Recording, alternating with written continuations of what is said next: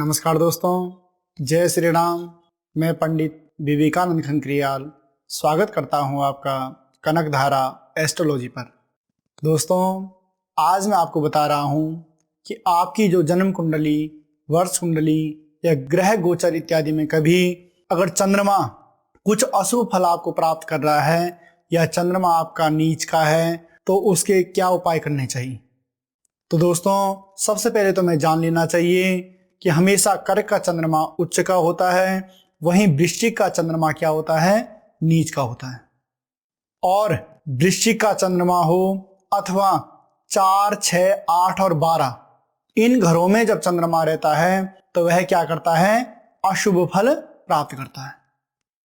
तो दोस्तों, जब ऐसा कुछ हमारी जन्म कुंडली में हो रहा हो, क्योंकि चंद्रमा का विशेष प्रभाव है, जिस तरीके से मैंने सूर्य का बताया था कि सूर्य से सारी चीजें हैं, उसी तरीके से चंद्रमा का भी विशेष रोल है।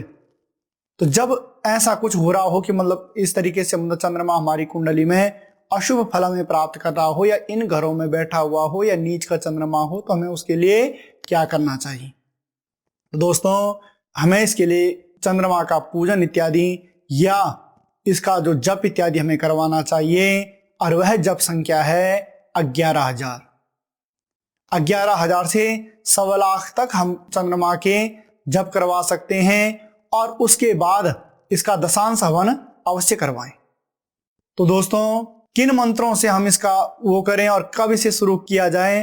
तो दोस्तों, यह जो जप इत्यादि हैं, यह पूर्णमासी या शुक्ल पक्ष का कोई भी सोमवार हो, आप उससे चंद्रमा के निमित्त यह जप इत्यादि करवा सकते हैं। तो इसमें मंत्र कौन से हैं। तो दोस्तों, तंत्रोक्त मंत्र सबसे पहले ओम श्राम श्रीम श्रोम सह चंद्रमसे नमः। दोस्तों, मंत्रों को ध्यान से सुन लेना, और अगर समझ में ना आए तो इसे बार बार आप रिपीट कर लेना। वही पुराणोक्त मंत्र है ओम ह्रींग दधि शंख तुषाराभम क्षीरोदारणव संभवम नमामि सस्यनम सोमम शंभो मुकट भूषणम। ये जो तंत्रोक्त या पुराणोक्त या गायत्री, चंद्रमा की जो गायत्री है वह क्या है, अमृतांगाय विद्महे काल रूपाय धीमहि तन्नो सोमः प्रचोदयात्। तो दोस्तों, यह जो मंत्र थे तंत्रोक्त, पुराणोक्त और जो चंद्रमा का गायत्री मंत्र है, इसका 11,000 बार या फिर 1.25 लाख बार इसका जाप करवा लीजिए। और इसको करने से अवश्य ही आपकी कुंडली में जो नीच का चंद्रमा है या 4, 6, 8, 12 में जो अशुभ फल आपको प्राप्त कर रहा है, वह अवश्य ही आपको शुभ फल की प्राप्ति करेगा। उसके बाद दोस्तों, चंद्रमा को अर्घ्य अवश्य दें। और अर्घ्य मंत्र क्या है, ओम सोम सोमाय नमः। तो हो सके तो अगर चांदी का बर्तन हो तो अति उत्तम, मगर अगर चांदी का नहीं है तो आप नॉर्मल ही किसी भी लोटे से चंद्रमा को जल प्रदान करें, और यकीनन मानिए अवश्य ही चंद्रमा आपके लिए फलित अच्छा होने वाला है। तो दोस्तों, ये तो था कि किस तरीके से हमें चंद्रमा का क्या करना चाहिए। और उसके बाद दोस्तों, चंद्रमा के जो अशुभ फल हैं वह क्या क्या है, आपको कैसे पता चले कि हमारा चंद्रमा अशुभ है। तो सबसे पहले दोस्तों, यह मानसिक विकार, मन में अनेक प्रकार के गलत विचार आते हैं, मानसिक रूप से इंसान टूट जाता है। कई बार क्या होता है कि हमारे पास एक अच्छी डिग्रियां होती हैं, सब कुछ अच्छा होने के बावजूद भी हम क्या कर पाते हैं, अपने जीवन में कुछ नहीं कर पाते। सामने वाला थोड़ा सा भी ऊंची आवाज में बात करता है तो हम वहीं पर दब जाते हैं। तो यकीनन मानिए चंद्रमा का ही अशुभ फल है। उसके बाद नेत्र कष्ट, धन हानि, रक्त दोष, स्त्री कष्ट, यह सब क्या है कि इंसान के लिए अशुभ फल घटित होते हैं। अगर ऐसा कुछ है कि आपका नेत्र से संबंधित या धन हानि इत्यादि हो रहा है या रक्त दोष इत्यादि आपके जीवन में है या स्त्री कष्ट, तो यकीनन मानिए कि आपकी कुंडली में चंद्रमा अशुभ फल प्राप्त आपको कर रहा है। उसके बाद दोस्तों, इसकी शुभता के लिए हमें क्या करें। तो जैसे चांदी की अंगूठी है, छल्ला है या सुच्चा मोती, इसको हमें धारण करना चाहिए। और विशेष रूप से भगवान शिव का पूजन हमें करना चाहिए। शिव की उपासना अगर हम करते हैं तो शिव उपासना से ये मान लीजिए कि अवश्य ही जो आपका चंद्रमा है, जो अशुभ फल आपको दे रहा है, वह शुभ फल में परिवर्तित हो जाएगा। शिव का पूजन, सर्वोपरि सबसे अधिक अगर जो आपको कोई फल की प्राप्ति करेगा तो यह शिव का ही पूजन है। भगवान शंकर का आप पूजन कर लीजिए, यकीनन मानिए आपके जो भी कष्ट हैं वह अवश्य ही दूर हो जाएंगे। उसके बाद दोस्तों औषधि स्नान। कई बार क्या होता है कि भाई चंद्रमा के कारण, जैसे मैंने बताया कि नेत्र विकार इत्यादि है, या कई बार मानसिक क्लेश बहुत अधिक बढ़ जाता है, तो उसके लिए फिर क्या है कि औषधि स्नान क्या करें। शारीरिक कष्ट इत्यादि अगर हमें इसके कारण कुछ हो रहा है तो औषधि स्नान क्या करें। तो उसके लिए दोस्तों आपको क्या करना है कि सफेद श्वेत चंदन अपने नहाने के पानी में नित्य क्या करना है, श्वेत चंदन और गंगा जल डालना है और डेली मतलब फिर आप इसे स्नान कर लीजिए। उसके बाद फिर विषय आता है दोस्तों कि हमें दान क्या करना चाहिए। जब हमारी कुंडली में मतलब गोचर कुंडली या वर्ष कुंडली या जन्म कुंडली में जब भी चंद्रमा अशुभ है तो फिर हमें क्या क्या दान करना चाहिए। तो इसके लिए सफेद चीजें जैसे चावल हो गया, सफेद चंदन हो गया, शंख हो गया, कपूर हो गया, दही हो गया, दूध हो गया, घी हो गया, या मिश्री, श्वेत वस्त्र इत्यादि, ये सारी चीजें हमें क्या करनी, सफेद चीजें जो ये हैं इनका हमें दान कर देना चाहिए।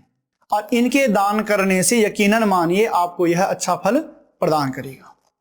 और दोस्तों कभी भी देखना आप, जब आपका चंद्रमा बलवान अगर अच्छा होता है तो वह क्या क्या चीजें आपको प्रदान करता है। मन आपका दृढ़ होता है, किसी भी चीज में कॉन्फिडेंस लेवल आपका एकदम उच्च स्तरीय होता है। कई बार इंसान के पास नहीं होती वो सारी चीजें, नहीं होती वो डिग्रियां, नहीं होता कुछ भी, मगर उसका जो मानसिक स्तर है वो बहुत अच्छा होता है। तो मानसिक स्तर अच्छे होने से इंसान कई बार एक अगर चाय की दुकान भी उसने खोली है तो वहां से भी बहुत कुछ बन जाता है। और मानसिक स्तर दोस्तों अच्छा नहीं है तो बड़ी बड़ी डिग्रियां भी सारी फेल हो जाती है। इसलिए इसका सबसे पहला है मन, बुद्धि, स्त्री एवं माता, धन, संपदा आदि का सुख। अगर ये चीजें आपके जीवन में सब चीज सही है, आपको स्त्री सुख भी प्राप्त हो रहा है, आपको माता इत्यादि का सुख भी प्राप्त हो रहा है, या माता कभी भी देखना अगर आपकी कुंडली में चंद्रमा आपका कहीं मतलब अनिष्टकारक कुछ फल प्रदान कर रहा होगा तो वहां पर माता के स्वास्थ्य को लेकर भी आपको दिक्कतें आएंगी। तो अगर ऐसा कुछ है तो समझ लीजिए कि तब भी आपका चंद्रमा खराब है। और वही माता का सुख अगर परिपूर्ण है, परमात्मा के पास ये सब सुंदर है, फिर देख लीजिए। और उसके बाद ये तो था मतलब कि इस तरीके से अगर बलवान है चंद्रमा तो वहां पे हमें ये सुख, मन, बुद्धि, स्त्री एवं माता का सुख और धन इत्यादि कोई कमी नहीं होती। उसके बाद दोस्तों उपाय, अगर हमारी जन्म कुंडली में, वर्ष कुंडली में या गोचर ग्रह इत्यादि में कभी मतलब चंद्रमा अनिष्ट फल हमें प्रदान कर रहा है या अनिष्ट बैठा हुआ है तो उसमें हमें क्या क्या उपाय करना चाहिए। तो दोस्तों चांदी के बर्तनों का प्रयोग, अगर हमारे घर में चांदी के कुछ बर्तन इत्यादि पड़े हुए हैं, चांदी की कटोरी इत्यादि कुछ भी पड़ा हुआ है तो उसका उपयोग कर लीजिए, उसमें भोजन इत्यादि या मतलब ऐसा कुछ कर लीजिए। उसके बाद सफेद मोती की माला, चांदी का छल्ला, सफेद मोती की माला या फिर सुच्चा मोती आप धारण कर लीजिए कनिष्ठिका में, छोटी उंगली में। और दोस्तों एक चीज का विशेष रूप से ध्यान रखना कि शीशे के गिलास में न तो आपको पानी पीना है और ना आपको दूध पीना है। अगर ऐसा करोगे तो जो यह आपकी जन्म कुंडली में जो अनिष्ट फल आपको मिल रहा है तो इससे अधिक वह बढ़ जाएगा। इसलिए शीशे के गिलास से विशेष रूप से आप क्या करें, परहेज करें। उसके बाद 16 सोमवार के व्रत रखें, भगवान शिव का पूजन करें और सफेद वस्तुओं का दान करें। दोस्तों उसके बाद आपको क्या करना है कि 5 छोटी कन्याओं को सोमवार के दिन खीर के साथ में उन्हें भोजन करवाना है, उनको कुछ दान दक्षिणा इत्यादि देनी है। और यकीनन मानिए आपकी कुंडली में जो ग्रह गोचर है या वर्ष कुंडली है या जन्म कुंडली में है वह अनिष्ट फल अगर कहीं आपको प्रदान कर रहा है तो 101% यह शुभ में परिवर्तित हो जाएगा। तो दोस्तों ऐसा ऐसा आपको करना है। अगर आपकी जन्म कुंडली में कहीं चंद्रमा आपको अनिष्ट फल प्रदान कर रहा है तो आपको ये सारे उपाय करने हैं और यकीनन मानिए आपको 100% इसका लाभ आपको अवश्य ही प्राप्त होगा। अगर आपको यह वीडियो पसंद आए तो इसे लाइक भी करना, शेयर भी करना और मिलते हैं पुनः एक नई वीडियो में। तब तक के लिए जय श्री राम।